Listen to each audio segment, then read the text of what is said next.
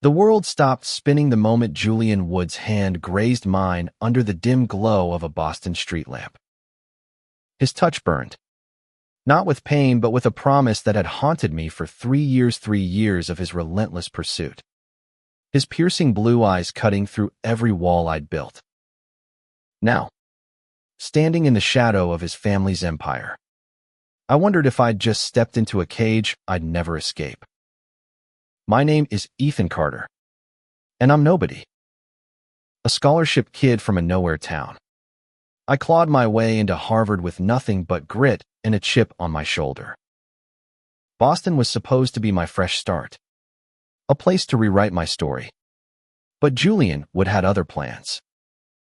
He was the heir to the Wood dynasty, old money, older secrets, and a reputation that made people whisper in fear or awe. From the moment we met, he saw something in me I didn't see in myself. Maybe it was the defiance in my stare, or maybe it was the way I didn't bow to his name. Whatever it was, it sparked something in him, and he wouldn't let go. It started with a glance. First week of freshman year, in a lecture hall packed with trust fund kids and legacy brats, I felt his eyes on me.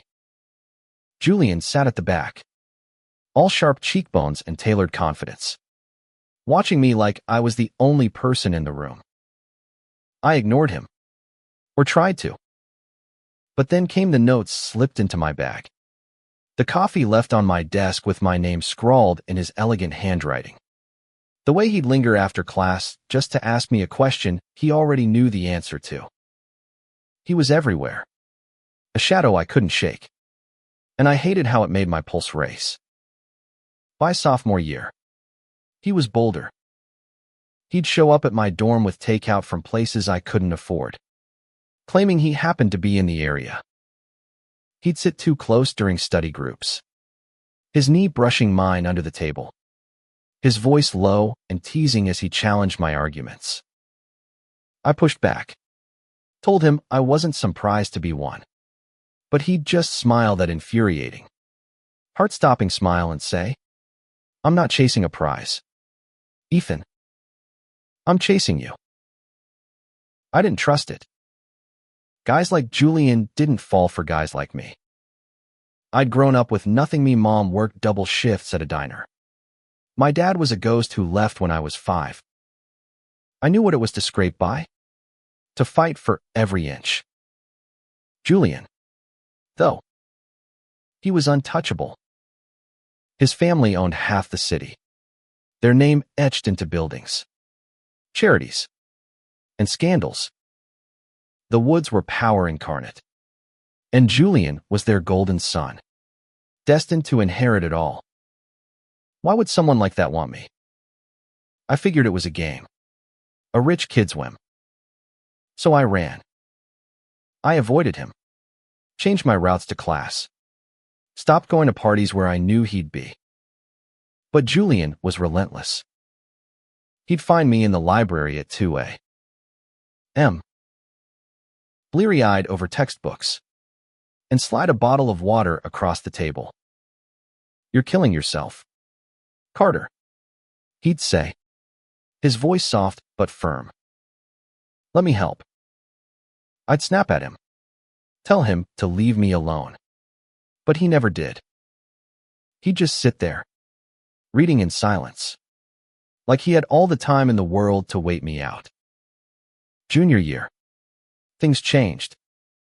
I was drowning, tuition bills piling up, my mom's health failing, my grades slipping under the weight of it all. I was one bad day from dropping out when Julian cornered me outside the financial aid office. "I know you're struggling," he said, his voice stripped of its usual charm. "Let me take care of it." I laughed in his face, told him I wasn't his charity case. But he didn't flinch. "This isn't charity, Ethan. It's what you do when you care about someone." I shoved past him, my heart pounding, because for the first time, I believed he meant it. That night, I couldn't sleep. His words echoed in my head. tearing at the walls I'd built. I'd spent years keeping people at arm's length, convinced no one could want me without wanting something in return. But Julian, he didn't need anything from me. He had everything: money, status, a future carved in stone. Yet he kept coming back, year after year, like I was worth it. The turning point came at the end of junior year, at a gala thrown by the Wood family. I'd been invited as a scholarship recipient, a token gesture to show their philanthropy. I stood in a borrowed suit, feeling like an imposter among chandeliers and champagne, when Julian found me. He looked like he belonged sharp tucks, easy confidence, but his eyes were only on me. "Dance with me," he said, holding out his hand. I froze. This wasn't a dorm room or a library. This was his world, and every eye in the room would see us. "I can't," I whispered, but he stepped closer, his voice low. "You can. You just don't want to admit you want to." I don't know why I took his hand. Maybe it was the way he looked at me, like I was the only thing that mattered. Maybe I was just tired of running. We danced, and the room blurred away, his hand on my waist, his breath warm against my ear. For the first time, I let myself feel it, the pull between us, the thing I'd been fighting for years. When the song ended, he didn't let go. "I'm not giving up on you, Ethan," he murmured. "Not now. Not ever." That night, under that Boston street lamp, I stopped running. His hand found mine, and I didn't pull away. But even as my heart raced with something dangerously close to hope, a chill settled in my bones. Julian Wood wasn't just a manha, was the heir to a dynasty, and his world came with strings. Strings that could bind us together, or choke the life out of me. The first time Julian kissed me, it felt like the world cracked open. We were in his family's estate in the Berkshires, a sprawling mansion that screamed wealth and secrets. It was a week after the gala, and I'd agreed to spend the weekend there, half convinced I'd made a mistake. But when his lips met mine in the quiet of the library, surrounded by leather-bound books and the scent of cedar, I knew I was in too deep. His kiss was desperate, hungry, like he'd been starving for me all those years. I kissed him back, my hands tangled in his hair, and for a moment, nothing else existed. But the Wood family's shadow loomed large. His mother, Eleanor Wood, was a steel magnolia, all charm and venom. She'd smiled at me during dinner, her eyes cold as she asked about my humble beginnings. Julian's father, Richard, was worse. His silence carried the weight of judgment, his gaze dissecting me like I was a threat to their legacy. I wasn't just a nobody to them. I was a risk. A gay heir was one thing, but a gay heir with someone like me, that was a scandal they couldn't afford. Julian didn't care. He'd sneak me away from their prying eyes, leading me through hidden trails in the forest behind the estate. We'd lie in the grass, his head on my chest, talking about everything and nothing, his dreams of breaking free from his family's expectations, my fears of never being enough. "You're enough for me," he'd say, his voice fierce, and I wanted to believe him. But the whispers followed us. Servants glanced away when we passed. His sister, Clara, warned me in hushed tones, "Be careful, Ethan. The Woods don't let go of what's theirs." The tension broke one night at a charity ball in Boston. Julian had insisted I come, his hand firm on mine as we walked in. The room buzzed with gossip, heads turned, eyes narrowed. I overheard a senator's wife murmur, "The Wood boy's new toy." Julian's grip tightened. His jaw set. But he didn't let go. Later, in a quiet corner, he pulled me close and whispered, "They don't get to decide who I love." My heart stuttered. Love. He'd never said it before, and the word hit me like a tidal wave. But love wasn't enough to shield us. The next morning, a tabloid headline screamed, "What Heir's scandalous affair? Is Ethan Carter after the family fortune?" My stomach dropped. The article twisted everything me scholarship. My background, painting me as a gold digger who'd seduced Julian for his money. I wanted to disappear, but Julian was furious.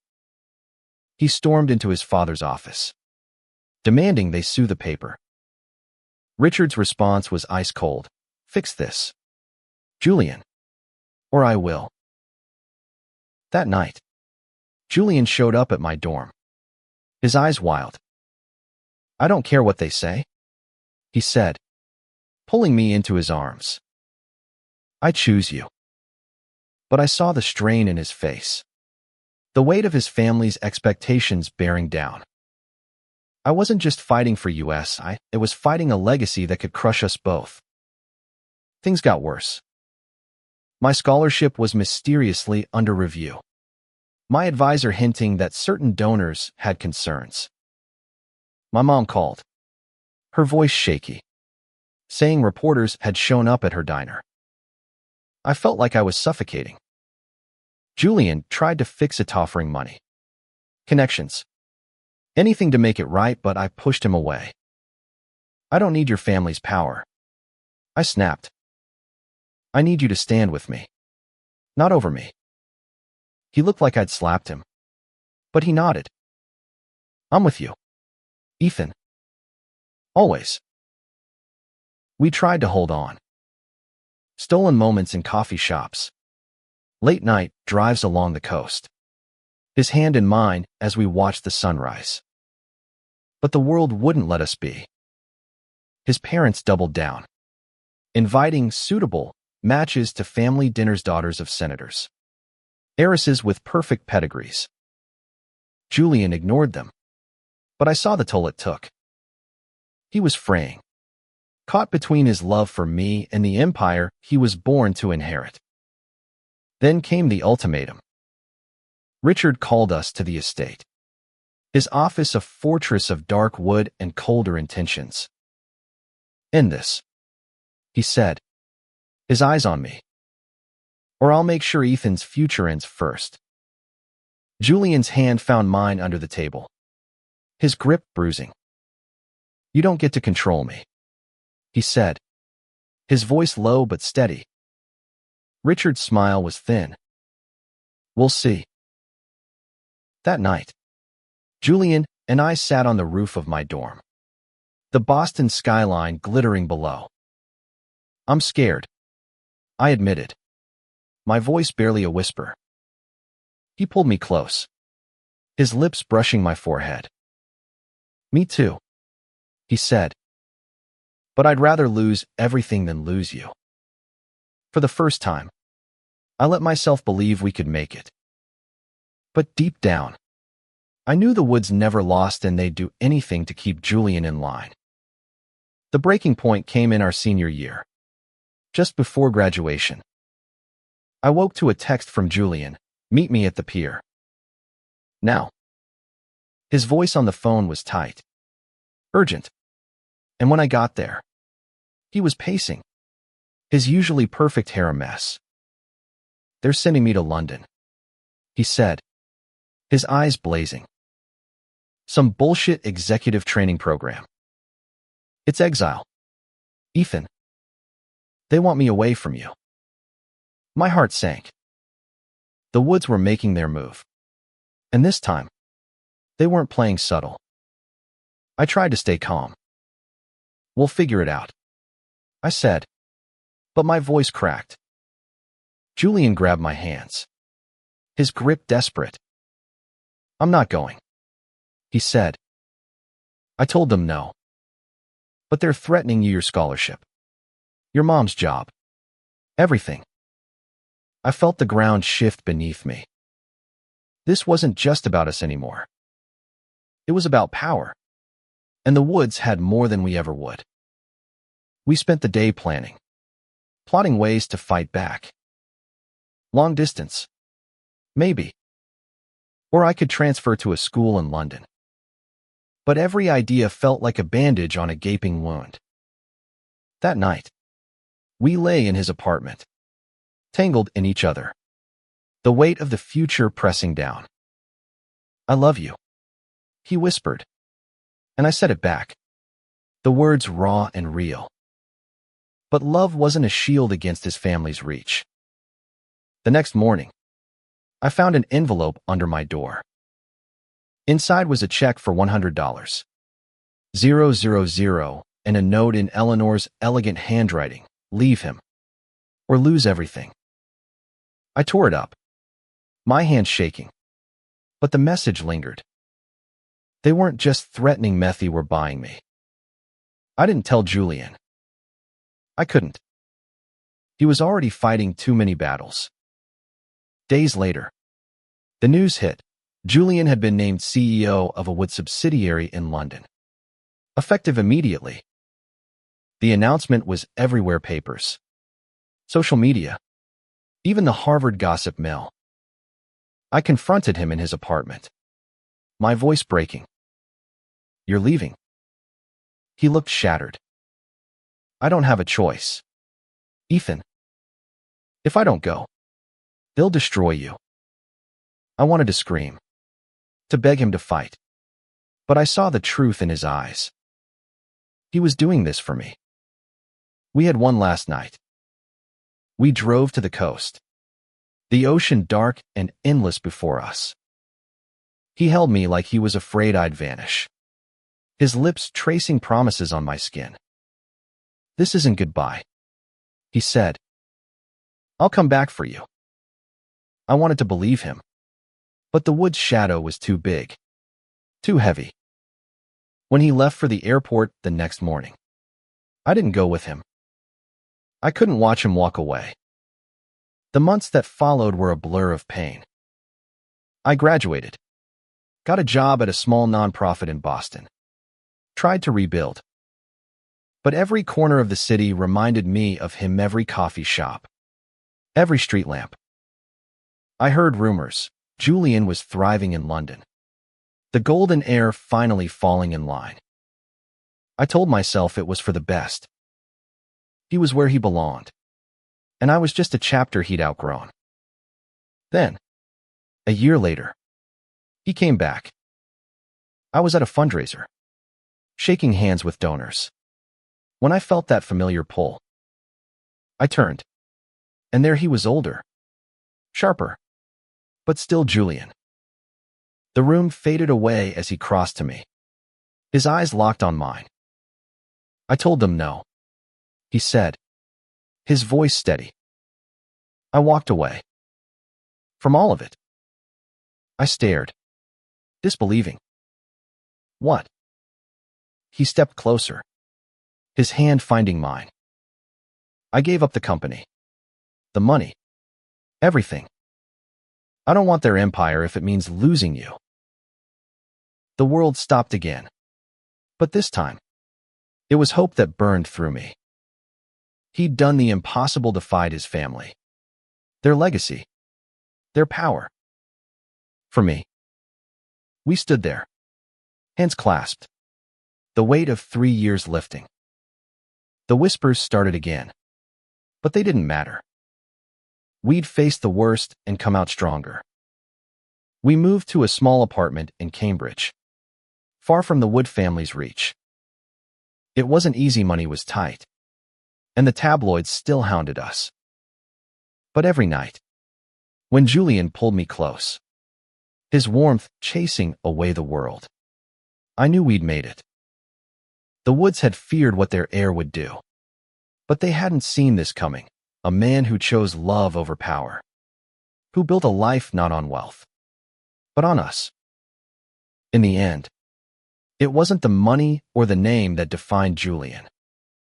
It was the way he fought for me, year after year, until we found our way. And as we stood together, watching the Boston skyline from our tiny balcony, I realized something. The world could fear what Julian would do, but I never would. Because he was mine, and I was his.